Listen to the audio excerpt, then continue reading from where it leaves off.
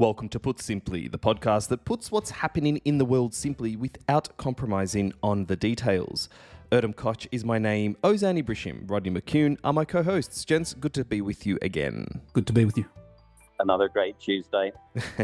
And a very special guest this week, co-hosting our podcast, a gentleman by the name of Hamzah Zaid. Hamzah's last job was with the Prime Minister's office in Singapore, where he worked on government communications. He helped facilitate engagements with stakeholders.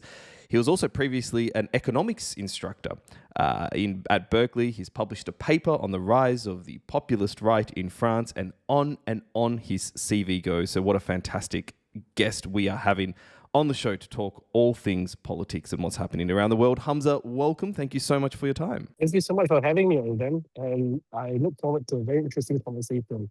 As we do indeed. And let's start with the United States, where this week the murdered activist Charlie Kirk, the founder and CEO of Turning Point USA, was honored in a packed stadium in his hometown, and then he was buried subsequently in a private burial. Loads of people speaking, from the President of the United States to people close to him, his wife, Erica Kirk, and the memorial was, well, for a lack of a better term, politically charged. Rodney, let's start with you. When you have a look at the way that memorial sort of went on for 4 or 5 hours, and the people that spoke and the things that they said, what's some of the things that stood out for you?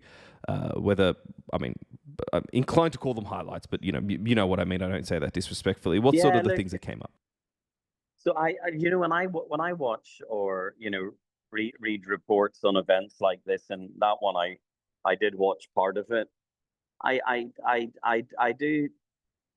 I guess my thoughts are often then with how a mourning family feels, because there can be friends and there can be colleagues and so on, and that it's they move on with their lives much quicker than those most affected by loss. And I feel that these events sometimes reflect that a little bit. And it was and did feel very political. And, it's hard. I guess a lot of this stuff, when someone has a profile like that, it's not the family who are in control of, the arrangements in terms of a service, or they were able to have obviously a private burial afterwards, but the very public aspect of it, I think, can be really difficult. So I guess my thoughts were along those lines at the start. And then when I watched Tucker Carlson and his analogy with Jesus, I just thought it was a little bit crass, I'm going to say. And I mean, that's a man I don't warm to, and I certainly didn't warm to him more after listening to him at the memorial service of a young man who lost his life very early, has left behind a family, and I didn't feel that I could really get any empathy from many of the contributions. And to be honest, I find that quite sad. And I'm sure that in time, people reflect on these occasions and wonder whether the focus was the right focus of a family who suffered tragedy and loss. That wasn't my sense of what I read and the parts of it that I saw, unfortunately. There's part of the service that I guess in many ways, Ozan, was kind of predictable because of obviously the high profile of Charlie Kirk, how close he was to President Trump, the family, and indeed the Republicans at large. A lot of the things that were said had already been said, I guess, in the sort of the 2 weeks since his brutal death. But what did you make, Ozan, particularly of President Trump's comments? I know you were very quick to criticize Trump when, within hours of the killing of Charlie Kirk, he'd come out and he'd blamed the radical left. And, on this podcast a couple of weeks ago, you were saying, presidents should bring people together and heal the nation in moments like these. Did you think that Trump sort of came a little bit closer to that at the memorial service, or was it sort of Trump being Trump and continuing along his ways? I mean, it was definitely Trump being Trump. I think he doubled down on his sentiments, and he used this as an opportunity to really politicize this whole situation. In fact, Erica Kirk at one point said that she forgave the shooter, which, you know, I thought was quite a, if she's sincere about it, quite a decent thing to do, and quite what I would say quite a Christian thing to do, given that Charlie Kirk and the family and many of the people who are speaking were, quite devout Christians. But then he came on and basically talked about one of Charlie Kirk's strengths, I guess, saying that Charlie Kirk was all about not fighting his enemies, but getting to know them and love them and debate with them. And then he, afterwards said that he differed with Charlie Kirk on that point because he hates his enemies and he doesn't want the best for them. I mean, you can take that whichever way you want, but last time I checked, the president of the United States getting up at a memorial for the death of someone who traded or his trademark was trying to build bridges through dialogue, or that's what he claimed to do, and then saying in the next sentence that he thought that was not what he would do and he disagreed with Charlie Kirk, just tells you everything you need to know.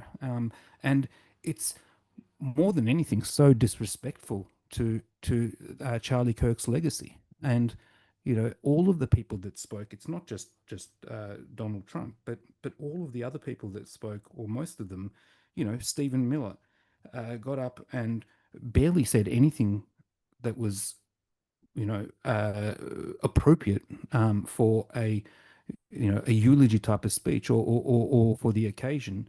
And again, these people are Christians, and he basically went on, and I'm going to quote him: "We stand for what is good, what is virtuous, what is noble, and for those trying to incite violence against us, those trying to foment hatred against us, what do you have? You have nothing. You are nothing. You are wickedness. You are jealousy. You are envy. You are hatred. You are nothing. You can build nothing. You can produce nothing. You can create nothing." Now, and so his diatribe goes on and on. Last time I checked, that's not wanting the best for your enemies, and calling half of the country, who, may I add, are not inciting hatred against him, but they're against him ideologically, calling them nothing, calling them wicked, calling them jealousy. Like, this is just evil. This is just absurd, and it's not very Christian-like. So I think, I'm not a Christian scholar, but last time I checked, these sort of sentiments are not what the scriptures actually have or dictate, or this is not what Jesus would have been talking about. So I think it was just appalling, and it was a horrible, horrible contribution from those people. Again, it overshadowed the fact that, if you ask me, Erica Kirk did something very, very noble and very decent. Hamzah, let me bring you in here, and particularly your thoughts on the rhetoric that's happened in the United States. We've seen shows like the Jimmy Kimmel Show cancelled, and now he's sort of coming back on air, is the latest that we're hearing from the US over comments that he made about Charlie Kirk. We're seeing a lot of complaints from, I guess, the right of politics saying, well, it's the left that always incites violence. We're seeing a lot from the left saying, well, it's the right is doing this. There's even been accusations that Israel was behind this, and then the Prime Minister of Israel came out. It's been an emotionally charged fortnight since the killing of Charlie. How have you sort of observed where things have landed and why it's playing out the way it actually is? Thank you so much, Erdem. I think, to be honest, what I saw from the reactions to Charlie Kirk's death, as well as the reactions from both sides of the aisle, is a clear politicization of what is going on. And more importantly, it just highlights the very distinct polarization of the country, of which there are very two distinct narratives within the country. And the worry is that these two camps do not necessarily see eye to eye with each other. In fact, I saw recently that some articles saying that the prospect of even civil conflict or civil war is much closer than ever before since the 70s or 60s. I can't recall which decade right now. It does shows a clear polarization of the country. And it almost feels as if both sides are more compelled to believe the narratives on each side as opposed to listening to each other and coming to a consensus. Like what you said, one side says one thing, another side says another thing, and they don't necessarily agree. They kind of come to consensus as to what this means ideologically, politically, or even for the country as a whole. And this is a worrying trend because the unity of the United States as a country is important for global security per se, because like it or not, the United States is the biggest security provider or the policeman of the world. And the United States does get embroiled in a lot of civil intra-country turmoil. I do worry what it means for the rest of the world. In fact, I think we see a lot of countries reacting to this as well. Sorry, I think I digress a bit from the whole Charlie Kirk thing. But yeah, the main point of this is polarization has led to both sides not seeing each other eye to eye, a clear dehumanization of each other's sides, which is something that, to Charlie's credit, he was trying to do. He went to university campuses, attempting to have conversations with college kids who lean liberal, trying to come to understand them as people, trying to get both sides to see eye to eye on at least certain issues. So I do worry that, how it plays out, how it might impact polarization in the United States, and by default, how the United States and all its soft power might affect polarization in the rest of the world. So that's my take. Yeah, definitely so much has been spoken about this. I guess the polarization in the US. But Ozan, polarization in the US is not a new thing. And certainly not in the last sort of 10, 15, 20 years. And neither is this desire to limit the other side's thinking or ability to express their thinking. I mean, think back to when Twitter at the time banned Donald Trump's Twitter account, right? I mean, tweets from Kamala Harris and whatnot have sort of resurfaced over these last few days, welcoming that and saying that, yeah, Donald Trump should be silenced. It's not a right tries to silence left and left tries to silence right thing, is it? It works both ways in a sense. Look, in some sense, I don't think, most people will tell you that the US has always been polarized, and I don't think that's incorrect. I think there's always been different sides, but with the popularity of social media, with the ability for everybody to suddenly become a keyboard warrior, with the lack of respect in the discourse on social media. It's not just it's allowed, but it's actually encouraged to obviously get more hits, etc. You've seen both sides being polarized, but also, as Hamzah said, dehumanize one another and have an absolute lack of not even a lack of respect.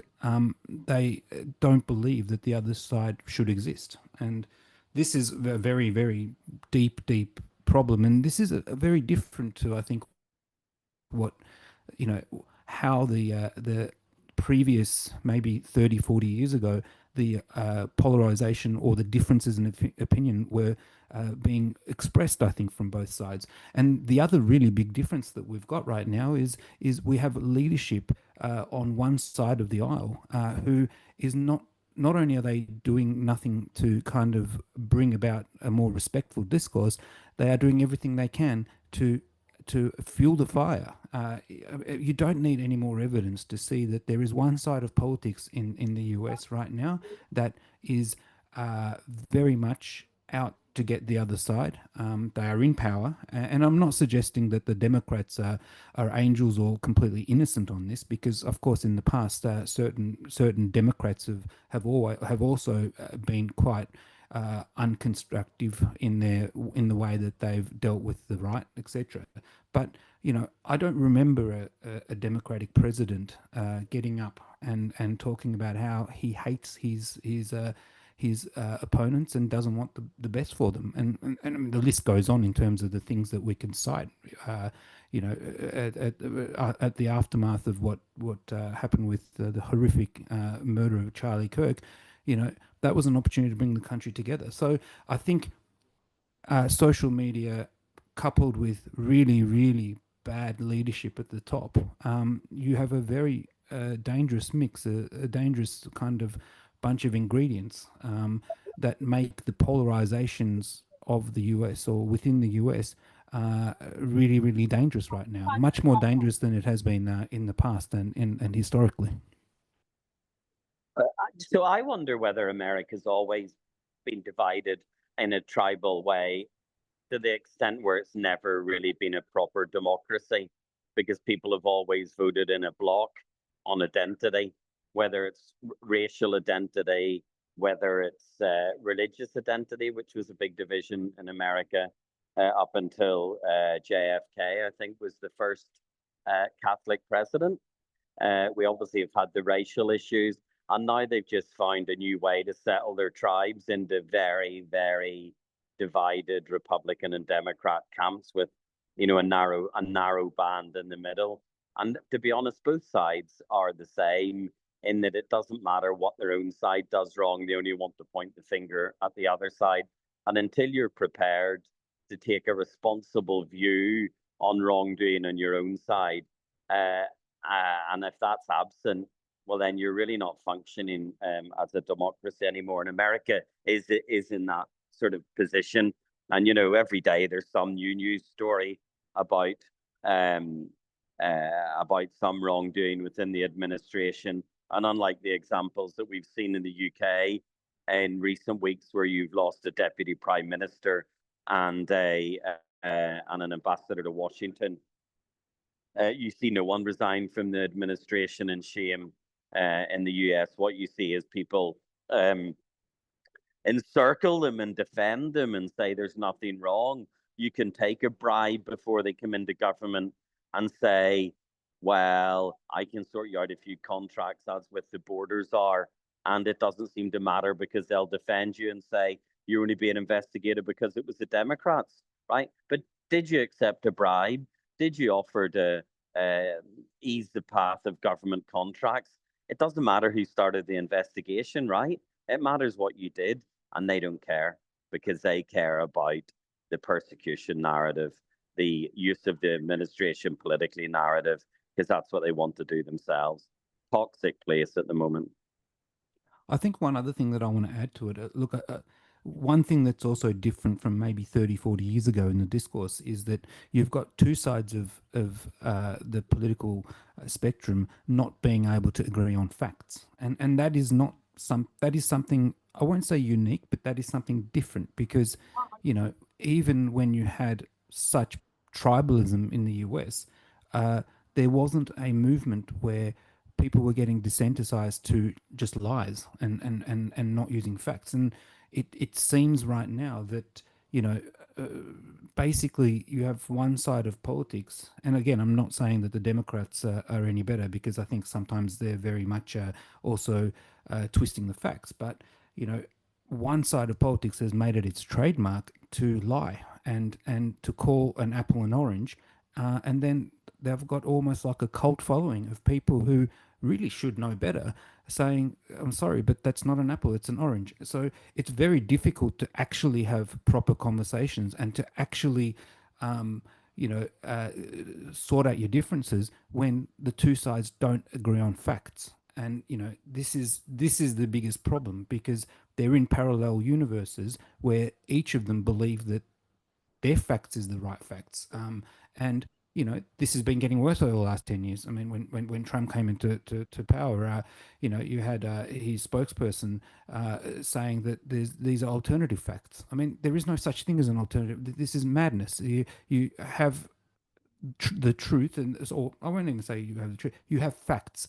Most people have eyes; they can see. And you have one side of politics trying to tell you that what you see is wrong. You're not, that this is not right. You know, it's fake news, etc. And in this context, to what Rodney was saying, it's just so toxic, and it's impossible to have a decent debate. Tell me this, Ozan, and I asked the question, and maybe actually it's for everyone really. But you know, when America had the Cold War and a bigger existential threat to the country and its way of life and so on, was it more united then, or was that just an additional factor in the divisions that are, you know, prevalent in American society, have always been there? You know, this sort of tribal floating block with evangelicals, with anti-federal government types, and then with the Democrats and the progressives on the other side. Since that sort of took hold, has that always been the case? Or was it less then? I think there are studies to show that Congress in itself has gotten a lot more polarized over the years. I mean, just 5 decades ago, I saw this study that said 144 House Republicans were more liberal than House Democrats just 50 years ago. And now that's not the case at all. In fact, if you look at the caucuses within each party, the ones that are in the center, the Blue Dogs, the liberal Republicans, I can't believe they used to exist. People like Nelson Rockefeller and people like who are more moderate. There are much less in both parties right now. Like there are very few people like Brian Fitzpatrick who are willing to go across the aisle. Similarly, on the Democrat side, there are very few people like Josh Gottheimer who is willing to go to the Republican side to agree on certain issues. So Congress in itself has gotten a lot more polarized over the years. Whether this is an effect of deeper polarization within society, I can't claim to know the answer to that, but this is a very well stated fact. So, and obviously we've had the advent of impeachment becoming a more regular thing, and therefore that sort of pushes blocks further away. But when you talk about the Democrats becoming, were more conservative or had certain views, and now they've become, when they made that political move, did they bring their voter bloc with them, or did the voter bloc switch to the other side as they made their journey in the direction that they were going? How intact is the voter base of those tribes been over the period of time? Have Democrats stuck to being Democrats, or have they switched, and vice versa? I think it's definitely a case of voters also changing their preferences. I mean, at one point, the whole South was Democrat. So there are definitely cases where, the Democrat Party as a whole has gotten a lot more liberal, and the voter base has also probably gotten a lot more liberal. As to what causes the effect, it's probably both ways. It could be a case of representatives themselves becoming a lot more ideologically left-wing. Therefore, people who vote in primaries are also more aligned with them, hence causing the polarization. It could also be a case where the voters themselves have also gotten a lot more left-wing, and therefore the politicians also react. It could be a case where in certain places, the first situation is probably true. It could also be a case where in other places, the second situation is probably true. And because of how diverse the United States is in terms of politics, geographies, and ideologies, it could very be different situations in different geographies across the US. So that comes with professional campaigning then, Ozan. Sorry, I'm going to jump in again, and then where you better understand your voter bloc, you're taking decisions not to hemorrhage people from that. You secure the base, then you build out from there. So has that, therefore, this type of, detailed polling and focus groups that goes on 24/7 throughout the entire electoral cycle or the term these days, has that been a part of the type of narratives and messaging that political parties are taking to secure the base and keep them secure by, really demonizing the other side, that you could never dip your toe in that water, etc.? Is that part of it? It's certainly part of it. I think, the professionalization of campaign, having kind of real-time understanding of what your voters are thinking, etc. That's definitely part of it. But I think, the parties have shifted, but the bases within the parties have also shifted significantly. Yeah. I mean, you don't have the working class, during the 70s, 80s, 90s was predominantly voting, and people, go back to even before that, were predominantly voting Democrat. And a lot of that had to do with a very significant union base within the Democratic Party, when you had a very big manufacturing base within the country, being able to mobilize working class people. But as the manufacturing base has eroded, you've seen a significant erosion of the working class, blue collar voter base within the Democrat eroding and going to the Republicans. And on the other side, the 80s, 90s, the Republicans were, the McCain type Republicans, etc., country club, fiscally conservative, socially conservative Republicans. And, a lot of those people obviously were characterized by significant high levels of education, college degree, usually with a college degree, if not higher. A lot of those people have found themselves going towards the Democrats. And look, a lot of this has to do with a massive rural and urban split. And this is not unique to the US. We saw this in Australia. You've seen it in the UK. There is the whole culture wars cuts across the urban and rural split. And, you know, this has been a phenomenon over the last 20, 30 years where you've had people in rural areas really feel like they've been left behind. And a lot of that has happened because of urbanization.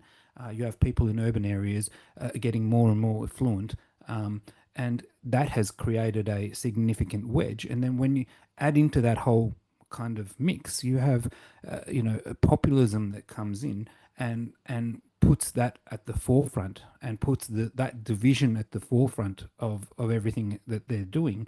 And of course, it's going to create what we have today, a serious gap between, the working class and the educated class, serious gap between the urbanites and people in more rural or outer suburbs. And this is not just the US. I mean, this is happening everywhere. But you're seeing a little bit of that coming back in places like Australia, where the working class and the blue collar started to kind of leave the Labor Party, but in the last election, some of those started coming back. So it could just be a matter of time when people realise that actually the whole the politics that's been put forward by populism sounds great, but it's got no solutions. I mean, it's just all it does is highlight problems. There is no solutions. And when people start to realize that, they're maybe going to come back more to the center or even the center-left parties, who, at the end of the day, it's in their DNA to be more kind of, I suppose, solution-oriented. They're not populist parties. They don't talk about grievances or feed off them. So it's something that we're going to see. I think it's definitely a topic for another podcast to dive more into it. But yeah, it's a very interesting kind of development. And Hamzah, the populism, I guess, in Europe is something that you've had your eye on for a while. You looked into this in France in particular. How do you see the polarization, the populism, the rise of populism, what many would argue the rise of the right wing playing out in countries not only like France but across Europe, and I guess what's sort of the next chapter when we look at the future of politics in these regions? So from what I noticed from my own understanding of European politics is that a lot of far-right gains are not necessarily in areas that used to be conservative. In fact, in the study I did, it was in fact done in areas that used to vote for the French Communist Party in the north. So I thought this was interesting. And to Ozan's point, it does seem a case where the working class feel as though the traditional left-wing parties have not represented their views or their grievances very well. And the populist right is able to mobilize these grievances and engage this voter base that used to go out for the center left and come up for the populist right now. As for what's next in Europe, it does feel as though the traditional left-right axis in terms of politics between socialists and conservatives is not going to be as relevant anymore. It does feel that there is a new axis coming in European politics, one that is either pro-globalization or pro-EU versus those that are anti-globalization or anti-EU. And this is played out in many countries in the world. In fact, if you look at one election that you should look at very carefully right now is the Netherlands, which is going to have its own election in a few weeks' time, to see if the PVV or the Dutch populist right party is able to consolidate its gains or lose out to the surging center-left alliance that is trying to topple them.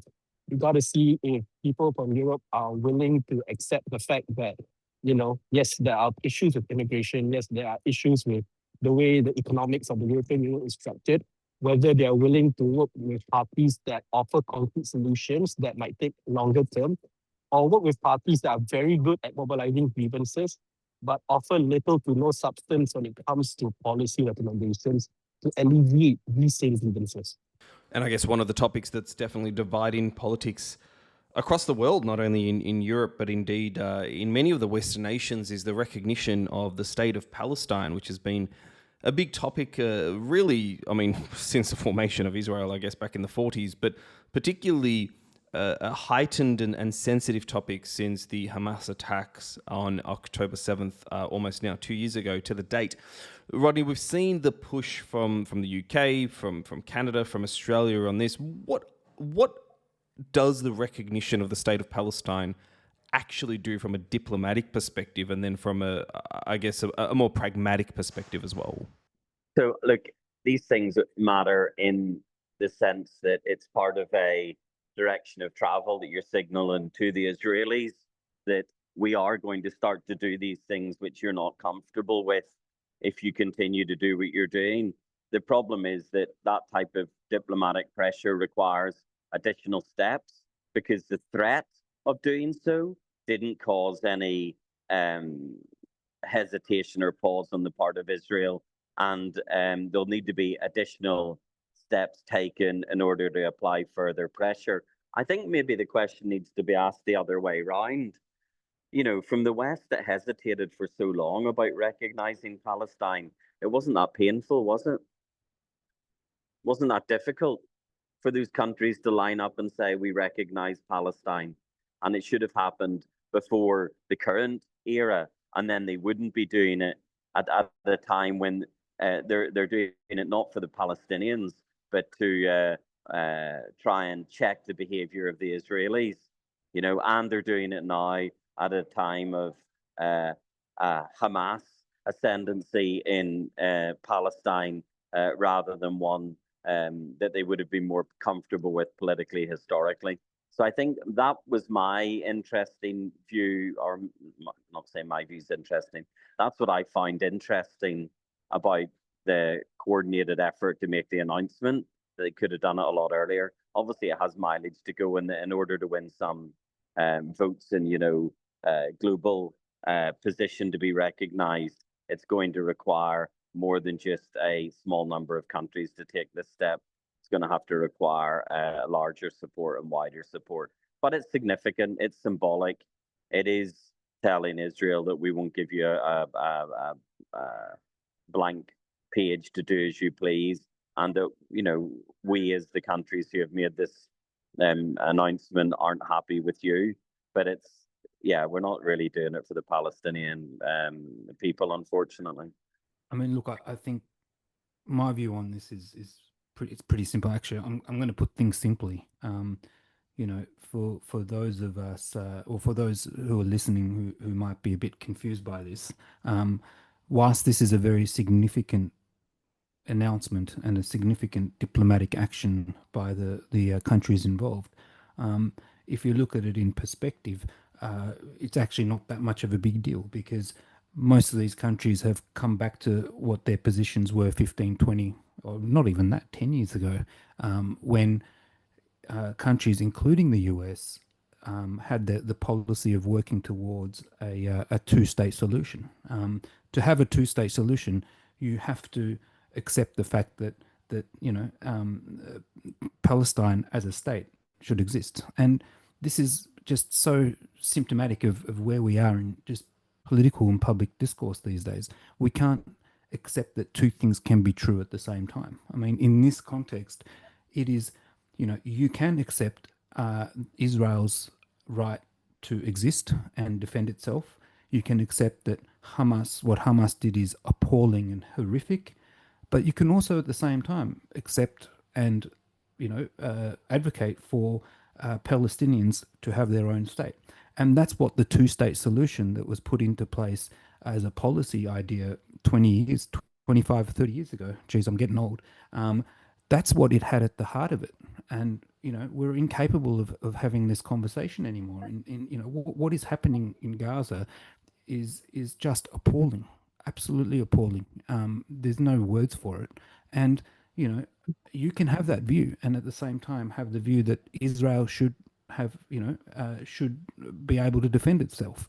These are not conflicting views, but we've gone so off track, and under Netanyahu, Benjamin Netanyahu's government, we've gone so off track to have a a lasting peace or a lasting solution to this, that we're now debating the significance of a policy view that people had 15 years ago and it wasn't even questioned. This is how off track we've become, and this is how bad, particularly over the last 12 months, the Israeli kind of policy towards all this has become, and then the US hasn't done anything to pull them back into line. So I think it's symbolic.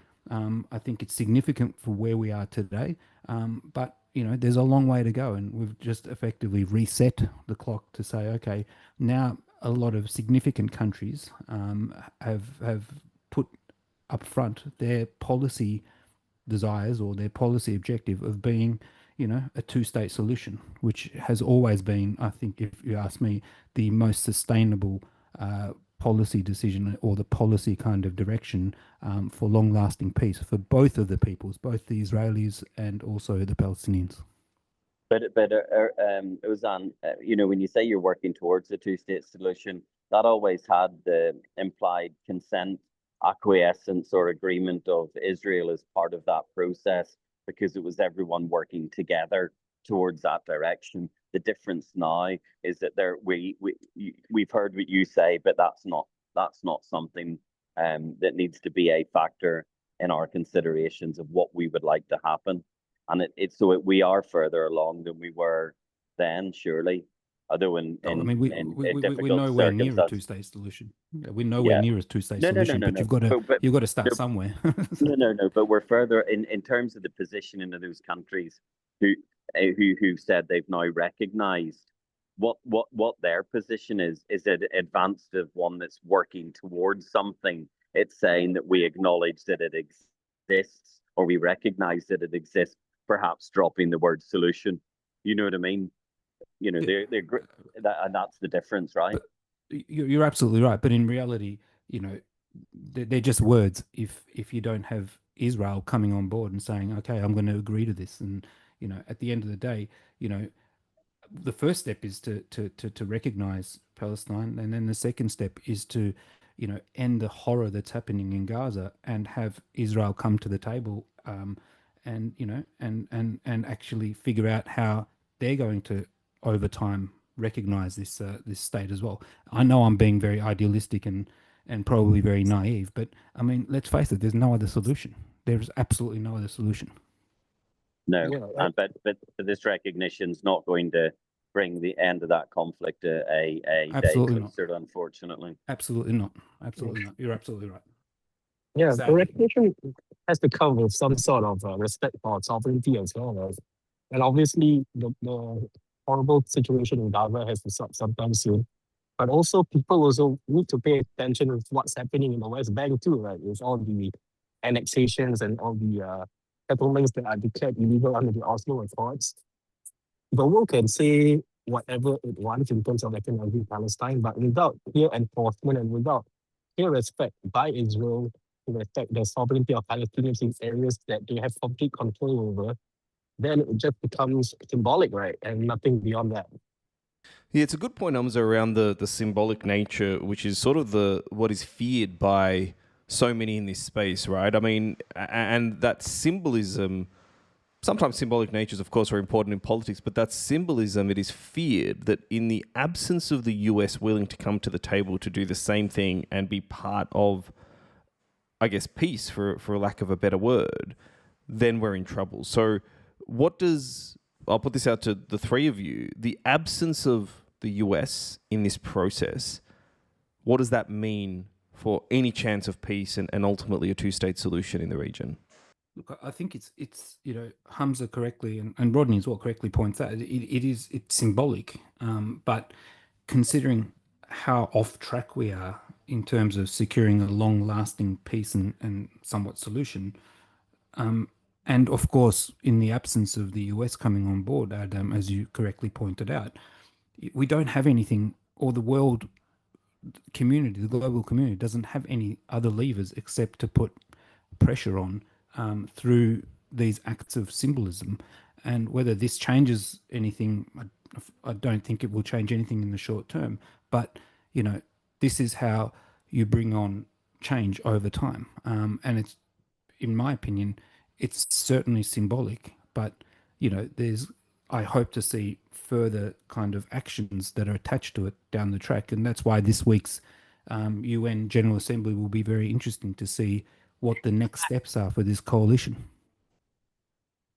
Exactly that. And just to put it out there that as much as the Western nations are slowly coming to recognize Palestine formally, I think it's also interesting to see a lot of Arab nations and Muslim nations who are willing to also acknowledge Israel's right to exist and defend itself.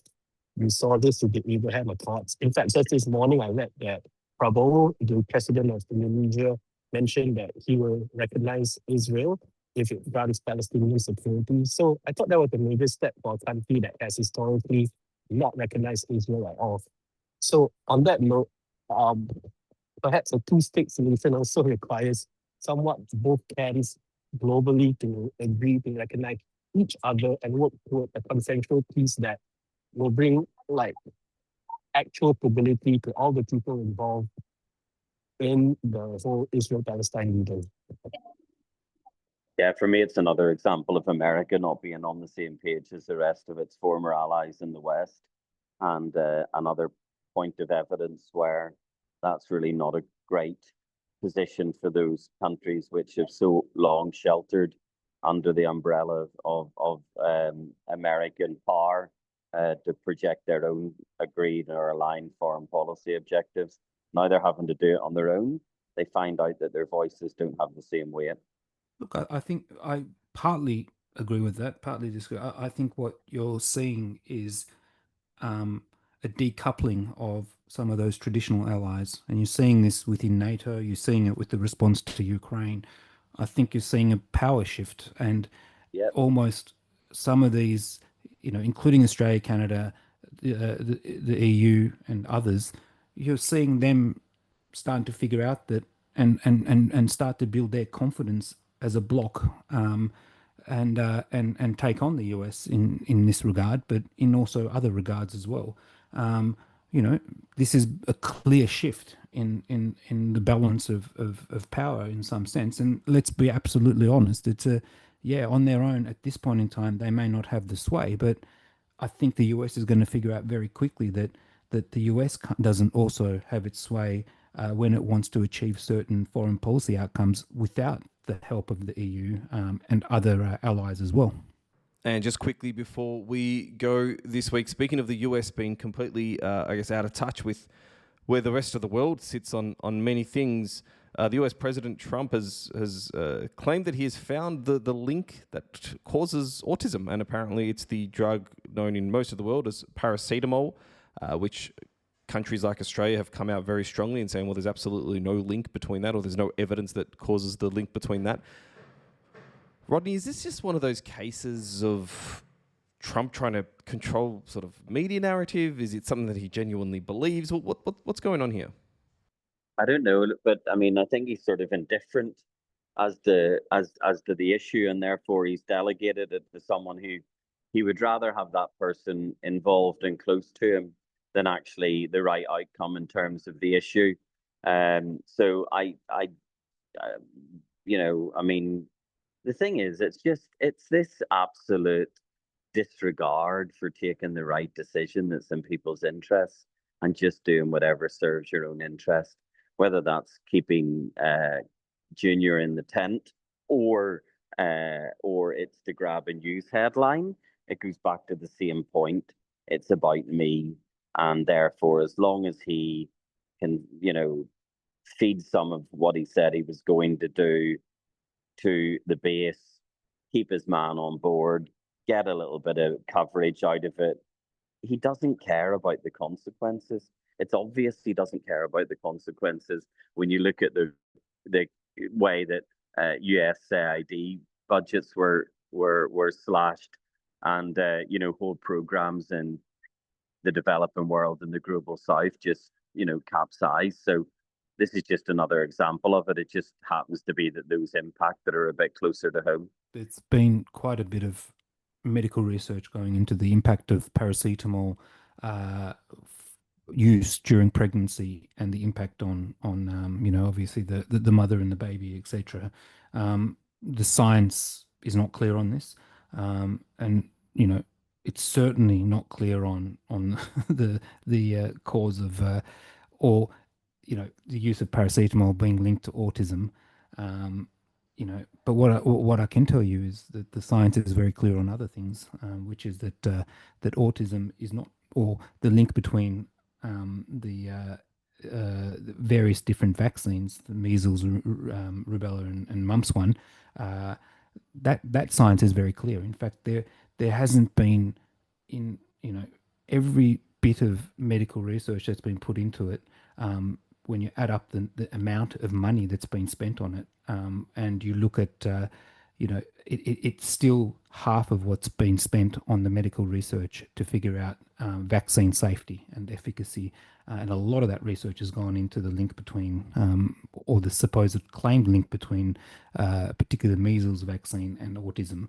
And it always has come back and said there is absolutely no link. So again, it's a complete disrespect for science, medicine, etc.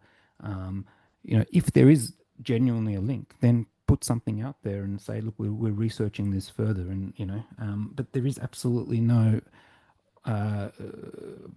conclusion in the science that this is actually linked to autism. So guess what? The more we talk about Tylenol, the less we talk about other things like the Epstein files, and the economy that's going to the economy that's going down the gurgler, and all of those things. So again, it's Master Trump. He's flooding the zone, and getting us getting everybody off the topics that actually are hurting. No, and it was the same during COVID, right? It was all the nonsense then. No different now to saying paracetamol's only safe if you wash it down with a swig of bleach. It's the same stuff all over again from Trump. And at that time, he was masking the incompetence of their response to something by tackling the restrictions, the vaccines, the safety, and all those other things. So yeah, I'm with you on that, Ozan. I think, just to tie in what Ozan said earlier in the call, this again ties in nicely with the whole anti-science narratives going around, and also might be a product of people choosing facts the way they want, picking and choosing what information they choose to assimilate and what information they choose to reject, despite clear evidence to the contrary. Perhaps this is an effect of the social media generation that we're using. But, we'll see. And obviously, I do feel like unhelpful statements like, Tylenol causes so and so, despite no robust evidence, it's not helpful for society as a whole. Neither are the whole claims against vaccines, because now you get cases where diseases that should be controlled coming back, and that's not good for society as a whole. Neither is it good for humanity as a whole. So obviously, I'm not sure if he's doing this to distract people from the news on other more important pressing issues, but it does, create conversations around things that I feel shouldn't be conversations at all, because the science is pretty much settled from some time back, right? Yeah, there's a lot of conversations that shouldn't be conversations, but if they weren't, I guess we wouldn't have a podcast. So it's good to be here. And Hamzah, thank you so much for your contributions this week. You're welcome back anytime. Thank you so much, Erdem. I look forward to future conversations with you guys on the things that you all talk about. It has been very interesting. Thank you so much, Erdem. Thank you so much, Ozan. Thank you so much, Rodney, for having me. Thank you. I'm brilliant. I'm just pleased that we've got a guest who's Singaporean and not Australian. We were very outnumbered last week, so that's a step forward anyway. It was very good. So thank you, Hamzah. I hope he comes back, and we haven't scared you with all of our very serious conversations. And by the way, this whole time I just thought Rodney was an Australian with just a strange accent, but that's clearly not the case. I'm from the Northern Territories. I thought you were Irish for some reason. I don't know. I'm so sorry. That's all right. Then we do have one thing in common. Nobody can understand either Erdem, myself, or Rodney. So that we share in common. The podcast is called Put Simply. Yeah. Well, regardless, we'll be back next week, gents. Thank you so much, and see you then.